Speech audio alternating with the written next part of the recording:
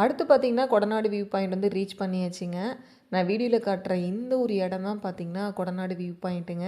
அதாவது நம்ம எல்லாம் வந்து மேகத்துக்கு மேலே இருக்க மாதிரி இருக்கும். உண்மையாகவே அவ்வளோ ஒரு சூப்பரான பிளேஸ்ன்னு சொல்லுவேன்.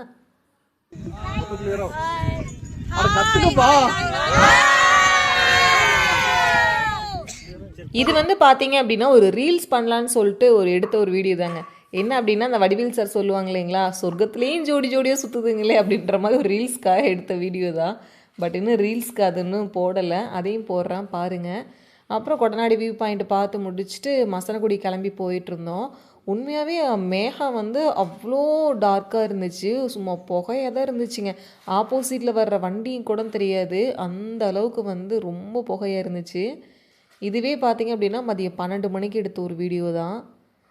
அப்புறம் கொஞ்சம் தூரம் தான் ரோடு நல்லா இருந்துச்சு. அப்புறம் திரும்பவும் பார்த்திங்கன்னா ரொம்ப டார்க்காக இருக்க ஆரம்பிச்சிருச்சு. ஆனால் வண்டி ஓட்டுறது கொஞ்சம் சிரமமாக தான் இருந்துச்சு. சரி ஓகே, லைஃப்பில் எல்லாமே ஒரு எக்ஸ்பீரியன்ஸ் தானே, எல்லாமே ஒவ்வொரு டைம் வந்து எக்ஸ்பீரியன்ஸ் பண்ணி பார்க்கணும் அப்படின்ட்டு போனது தான்.